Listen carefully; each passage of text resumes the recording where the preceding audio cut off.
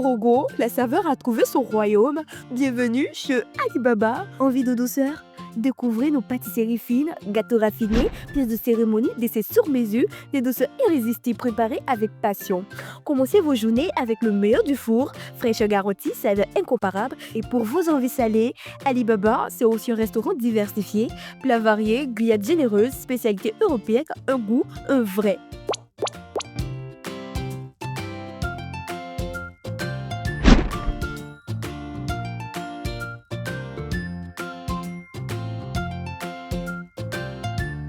J'invite tout le monde à venir visiter Alibaba. Laissez-vous fondre de plaisir avec nos glaces onctueuses. Alibaba, le glacier qui donne le sourire.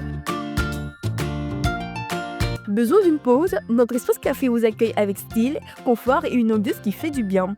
Fraîcheur, qualité, hygiène, Alibaba, c'est la confiance servie chaque jour. Alibaba Korogo, tout ce que vous aimez au même endroit. Alibaba, le goût qui rassemble.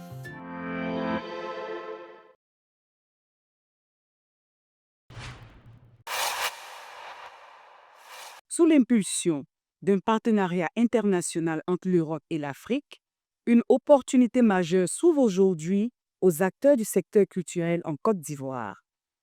Grâce à un partenariat sollicité par Siloué Sitadi Fatou Sticker, présidente de l'association Ciné Solidaire Côte d'Ivoire et directrice du festival africain du cinéma et de l'audiovisuel des savanes, FACAS à Korogo, le programme Africa-Europe Partnership for Culture et les différents fonds d'appui seront présentés aux artistes, créateurs et entrepreneurs culturels avec un accent particulier sur la jeunesse.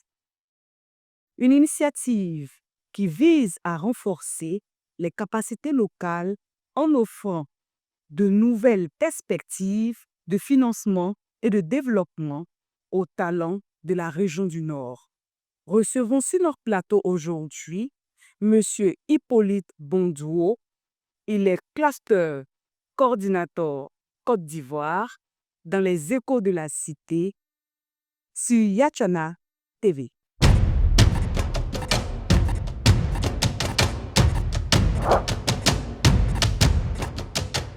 Bonsoir, M. Hippolyte. Bonsoir, Madame Campbell. Alors, qu'entendons-nous par ce programme Africa-Europe Partnership for Culture? J'aime bien votre prononciation. Africa Europe Partnership for Culture est un projet de financement de subvention qui est mis en place par l'Union européenne et implémenté, mis en œuvre par le Goethe Institut.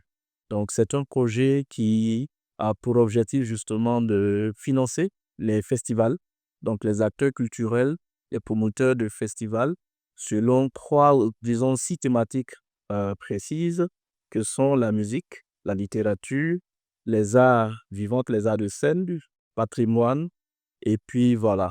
Donc, voilà un peu ce que c'est que le projet. L'objectif, c'est de permettre justement au festival de pouvoir s'internationaliser. OK. Voilà. Vous avez déjà défini, on va dire, présenté de façon générale le programme. Je ne vais pas revenir sur les différentes prononciations. Voilà.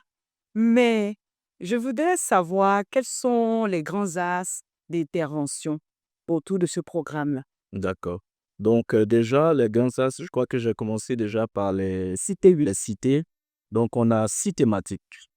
Donc, les 6 thématiques, on a la littérature, on a la musique, on a les arts de performance sur scène, les arts visuels, et puis on a, j'ai parlé du cinéma déjà. Ah oui. Voilà. Et puis, je pense on a le patrimoine, l'héritage. Voilà. En quoi est-ce que ce programme représente une opportunité pour les jeunes entrepreneurs dans le domaine de la culture? Alors, un constat a été fait, c'est qu'en Afrique en général, en particulier en Afrique subsaharienne, voire en Afrique de l'Ouest, il y a beaucoup de jeunes qui sont très talentueux, qui sont de bons créatifs, qui ont de la performance, qui ont du talent, mais qui ne sont pas très bien organisés ou qui ne savent pas s'organiser afin de pouvoir s'internationaliser, c'est-à-dire avoir les standards internationaux. Donc, ce projet vient en fait pour impulser une nouvelle dynamique à cette jeunesse qui est justement assez présente dans les créations artistiques. Donc, leur permettre de se constituer légalement, leur permettre de répondre aux normes internationales. Donc, voilà en fait ce pourquoi ce projet revêt d'une importance capitale pour la jeunesse. OK. Donc, en un mot, ce programme va permettre aux jeunes entrepreneurs culturels d'émerger. Exactement. OK. Vous êtes dans les échos de la cité. Vous êtes arrivé, on va dire, il y a quelques heures dans le Poro. Tout à fait. Alors, comment vous trouvez notre belle cité, le Poro? Je pense que Madame le maire pourra vous le dire. Je D'accord. suis très amoureux du Poro. OK. Quand je suis descendu de l'avion, j'ai dit, l'air est pur, l'air est propre, le paysage, l'accueil, on a été très bien accueillis. On se sent chez nous, pour vous dire très honnêtement. Donc, on est très à l'aise ici dans le Poro. Vous êtes venu sous l'impulsion de Madame Fatou Sticker. Voilà, c'est comme ça que nous, on l'appelle ici. D'accord. Fatou Sticker, sinon c'est Silhouette Sita. Exactement. Voilà. Donc, comment est parti ce partenariat entre vous? D'accord. Nous avons lancé parce que le projet, c'est plusieurs entités, je veux dire plusieurs clusters OK. dans les 15 pays de l'Afrique de l'Ouest. Donc, nous sommes regroupés en cluster et la Côte d'Ivoire constitue un cluster avec 3 autres pays que sont le Libéria, la Guinée et la Sierra Leone. Et nous avons fait le lancement le 11 octobre dernier. Et à la suite de ce lancement, nous avons eu une session d'information pour les acteurs culturels du côté d'Abidjan. Et donc, l'information étant partie, je crois, c'est à la suite de cela que nous avons été contactés par Madame Fatou Silhouette, montrant justement l'intérêt d'avoir un tel programme ici dans le Nord. Et donc, pour nous, c'était important que nous venions à Korobo. C'était déjà dans nos prévisions. On attendait l'année prochaine, mais elle a fait la demande en collaboration avec la mairie de Korobo. Et bien sûr, nous avons remonté l'information. Nous avons eu le cutus et c'est avec beaucoup de joie et de plaisir que nous sommes venus. En tout cas, nous sommes très heureux de vous recevoir. C'est pas ça, la cité du Poro. Merci beaucoup. Voilà, et nous espérons que nos jeunes talentueux acteurs dans le domaine du cinéma, dans le domaine de l'artisanat, dans d'autres domaines encore, seront vraiment récompensés par ces appuis financiers-là. Alors, je veux savoir, le critère de sélection pour pouvoir bénéficier de ces fonds-là, c'est quoi exactement? C'est une très belle question, une question très pertinente. Alors, les critères, c'est d'abord, comme on a dit, d'être légalement constitué. OK? C'est très important, avoir une subvention, capter une subvention. Il faut avoir un background légal qui est assez fourni ou qui est assez, je veux dire, qui est clair pour tous. Donc, il faut être déjà légalement constitué. Ensuite, pour les grands festivals qui viennent, parce qu'il y a eu déjà un appel qui est passé pour les grands festivals, donc le ticket est de 100 000 euros. Pour les grands festivals, il faut avoir une existence d'au moins 5 années. Voilà. Et puis, il y a d'autres réalités, je veux dire, il y a d'autres critères tels que la gestion des finances, par exemple. Il faut avoir une bonne gestion financière et puis il faut avoir déjà géré une enveloppe de 100 000 euros pour les grands festivals. Maintenant, pour les petits festivals, les critères ne sont pas encore bien définis, enfin, ne sont pas encore connus par le grand public, mais c'est quelque chose qui va être su, mais c'est plus flexible que ceux des grands festivals.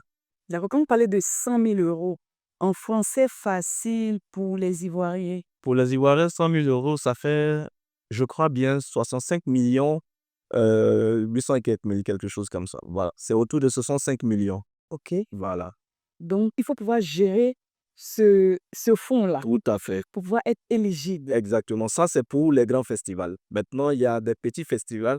Dans notre cluster, nous aurons à lancer pour 7 festivals. Chaque festival va recevoir 50 000 euros. Les 50 000 euros qui font 32 800 000, je pense aussi. Et puis, au-delà de ce programme pour des festivals, il y a aussi des programmes pour des artistes et des managers d'artistes pour leur mobilité. Et donc, ils peuvent facilement avoir des subventions de 5 000 euros, 3 000 euros et tout. Mais il faut que nos parents ici puissent avoir l'information, justement, savoir comment ça se passe pour pouvoir candidater. D'accord. Alors, je voudrais prendre un exemple avec le FACAS que je connais bien. Et Voilà. Bon, un festival comme le FACAS, un festival comme celui de Madame Fatou Sticker, il lui faut combien pour pouvoir être éligible? Combien pour être éligible? Je crois que c'est à FACAS de décider D'accord? auquel subvention il veut candidater. Mais déjà, je crois que j'ai parlé avec Madame Siloué. Déjà, les 100 000 euros, c'est déjà passé, donc ce n'est plus possible. Donc, elle peut postuler pour le ticket de 50 000 euros. Voilà. Donc, 50 000 euros, comme je dis, ça fait autour de 32 millions, quelques poussières. Donc, si elle a déjà géré ce montant, au bout de on va dire quoi, 2 éditions, voilà, elle est éligible. Ok. Voilà. Bon, il y a d'autres critères, bien entendu. Si elle remplit ces critères, il n'y a aucun souci. D'accord. Alors, moi, je vais prendre encore un autre exemple. Voilà, pour des associations de jeunes qui, bon, on va dire, qui font peut-être la danse. La danse, par exemple. Donc, qui sont légalement constitués, mais qui n'ont pas encore participé à des festivals, on va dire, peut-être sur le plan national, peut-être qui sont sur le plan localisé. Voilà. Donc, pour ces petits groupes-là, certainement qu'ils seront intéressés par des accompagnements financiers. Comment est-ce qu'ils peuvent faire pour postuler? Donc, tout à l'heure, j'ai parlé de subventions pour les mobilités d'artistes. Justement, ça remplit ce cadre-là. Ça remplit, je vais dire, ça rentre dans ce cadre. C'est-à-dire que s'ils veulent aller sur d'autres festivals, ils peuvent, si ces subventions sont lancées, bien sûr, normalement, il y a des périodes, ça revient assez souvent que ce genre de subvention soit lancé. Donc, ils pourront candidater sans problème. Il y a les critères d'éligibilité, ils regardent. S'ils se mettent ensemble ou ils vont individuellement, il y a des subventions où ils peuvent se mettre ensemble. Il y en a aussi, ils peuvent aller individuellement. C'est à eux de regarder ce qui leur convient et puis ils peuvent candidater. Ce qui est bien que nous devons savoir, c'est que pour ce fonds, l'Union européenne travaille dans la transparence. Il n'y a pas de favoritisme, c'est la transparence. Il y a un jury qui est Excel et ce jury-là va tabler sur toutes les candidatures. Et les meilleures candidatures, je veux dire qui remplissent les critères, ce sont ces candidatures-là qui seront bien sûr retenues. Et voilà. Mais en tenant compte justement des clusters, de toutes les réalités et autres. D'accord. Voilà. Mais quel est l'impact véritable que vous attendez au travers de ce programme au niveau du Grand Nord? Ça, c'est aussi une très bonne question. En ce qui concerne les festivals, on veut arriver à autour de 450 festivals à la fin de ce projet qui va durer 36 mois. Nous sommes déjà dans la phase active parce que c'est déjà lancé pour les grands festivals. Et puis, un certain nombre, je crois plus d'une centaine d'artistes formés au métier d'artiste pour les festivals et ayant en fait le standard international. Quand je parle de standard international, c'est permettre à ceux-là de répondre aux normes internationales. Donc, c'est internationalisé pour voir pour qu'il y ait aussi des mobilités intra-régionales, internationales, c'est-à-dire entre des artistes d'Afrique de l'Ouest, de notre cluster, et des artistes aussi de l'Union européenne. De l'Union européenne, pas de l'Europe, mais des pays de l'Union européenne signataires ou bien qui sont ceux-là qui ont mis à disposition cette subvention. On peut rappeler quelques pays, Oui, on a la France, on a l'Allemagne, voilà, ainsi de suite. dont l'Institut Goethe. Oui, l'Institut Goethe qui est une institution culturelle, dont d'ailleurs la plus importante institution culturelle allemande auprès des autres nations. Oui, d'accord. Voilà. Alors, nous sommes pratiquement au terme. Voilà. Oui, donc on va vous donner l'occasion, voilà, de nous dire comment est-ce qu'on fait pour entrer en contact avec vous. D'accord. Déjà, pour entrer en contact avec nous, vous allez sur la page, le site internet du Goethe Institut Côte d'Ivoire, donc www.goethe.de/Abidjan. Et vous allez dans la partie Notre équipe ou bien Qui sommes-nous et vous allez voir juste en bas Projet Africa Europe Partnership for Culture. Et donc, vous avez mon adresse mail, le numéro de téléphone et puis l'adresse mail de l'assistance chargée des subventions et des finances. Aussi sur la page Facebook, cela est possible. Et puis nous sommes aussi joignables. Je vais donner mon numéro de téléphone, donc au 07 79 47 20 11. Voilà. Nous sommes là pour les acteurs culturels et ils peuvent nous contacter. Voilà. Merci beaucoup. Alors, nous allons aller avec l'instant partenaire et vous le savez, Le partenaire qui nous accompagne pour nos émissions n'est autre que Alibaba et nous allons lancer l'instant partenaire. À Korogo, la saveur a trouvé son royaume. Bienvenue chez Alibaba. Envie de douceur? Découvrez nos pâtisseries fines, gâteaux raffinés, pièces de cérémonie, desserts sur mesure, des douceurs irrésistibles préparées avec passion. Commencez vos journées avec le meilleur du four, fraîcheur garantie, saveur incomparable. Et pour vos envies salées, Alibaba, c'est aussi un restaurant diversifié, plats variés, grillades généreuses, spécialités européennes, un goût, un vrai.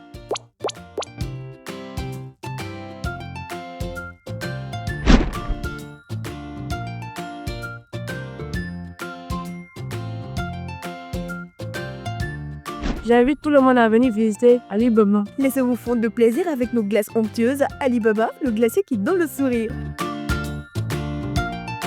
Besoin d'une pause? Notre espace café vous accueille avec style, confort et une ambiance qui fait du bien. Fraîcheur, qualité, hygiène, Alibaba, c'est la confiance servie chaque jour. Alibaba Korogo, tout ce que vous aimez au même endroit. Alibaba, le goût qui rassemble. Alors, de retour sur notre plateau et nous recevons aujourd'hui dans les échos de la cité, Monsieur Bonduo Hippolyte. C'est bien ça? Voilà, il est cluster coordinateur Côte d'Ivoire. Franchement, Monsieur Hippolyte, je voudrais que vous définissiez un peu cluster. Voilà, j'ai omis de demander. Cluster, depuis on parle anglais ou allemand, depuis tout à l'heure sur notre plateau. Voilà. D'accord, le cluster, en fait, le projet, comme j'ai dit, touche trois composantes. Donc, la composante d'Afrique subsaharienne, la composante d'Afrique de l'Ouest et puis la composante d'Afrique australe. Et nous faisons partie de la composante Afrique de l'Ouest qui concerne 15 pays. Alors, ces 15 pays sont gérés depuis Ouagadougou au Burkina Faso. Mais pour mieux gérer, il faut regrouper ces 15 pays en groupes. Donc, en groupe de pays. Donc, un groupe de pays concerne, par exemple, quand on prend le cluster Côte d'Ivoire, on a le Libéria, la Guinée et puis la Sierra Leone. En plus, la Côte d'Ivoire, ça constitue un cluster. Quand on prend, par exemple, le Togo, on a le Togo et le Bénin. Ça constitue un cluster. On a 6 clusters que forment ces 15 pays. Voilà ce que c'est qu'un cluster. Un regroupement ou un groupement de pays. OK. Voilà. Donc, vous l'avez entendu, cluster signifie un groupement ou un regroupement de pays. C'est bien compris. Alors, avec les critères d'éligibilité que vous avez définis tout à l'heure, pensez-vous que dans le Poro, on peut avoir des acteurs, des artistes qui pourront compétir? Oui, je puis vous le dire. Je pense que oui. L'objectif n'est pas d'aller forcément seul. On peut se regrouper. Quand on sait qu'on n'a pas, par exemple, les documents légaux et qu'un autre festival les a, on peut se mettre ensemble, on peut se mettre en consortium et puis candidater pour la subvention. C'est possible.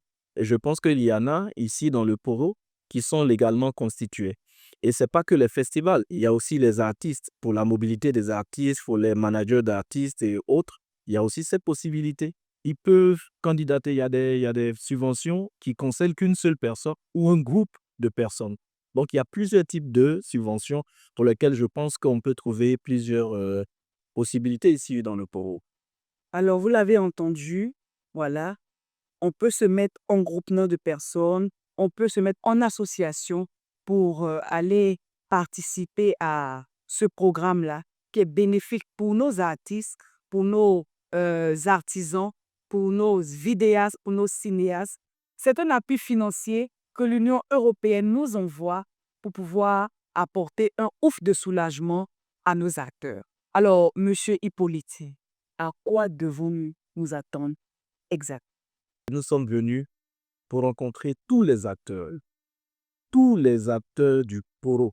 Il s'agit des acteurs culturels, promoteurs de festivals, toutes ces personnes qui sont éprises de culture. Nous allons expliquer en long et en large d'abord ce projet, Ensuite, les possibilités pour les acteurs culturels du Poro, quelles sont les chances qu'ils pourraient avoir, ensuite les mettre sur la voie afin qu'ils puissent candidater pour bénéficier de ces subventions. Nous allons à la fois les informer et les former. Voilà, pour qu'ils soient informés de ce qui est disponible pour eux en tant qu'acteurs culturels. Parce que longtemps, ils ont été demandeurs de subventions. Longtemps, ils ont voulu des appuis, des accompagnements. Je pense que nous avons entendu cet écho. C'est pourquoi nous sommes venus pour y répondre favorablement. Merci beaucoup. Alors, il a tout dit et je pense que c'est sur ce mot d'écho. Bien sûr, il est à les échos de la cité. Et vous le savez, sur Yachana TV, nous vous donnons toujours les nouvelles fraîches de la cité. Nous avons terminé notre entretien. Est-ce que vous pouvez regarder votre caméra et donner les contacts? D'accord. Malheureusement, je ne sais pas parler le Sénufo, sinon j'aurais dit ça en Sénufo. D'accord? Mais je vais essayer de le dire en français. Que je vous ai eu quand c'est allez faire en Sénufo.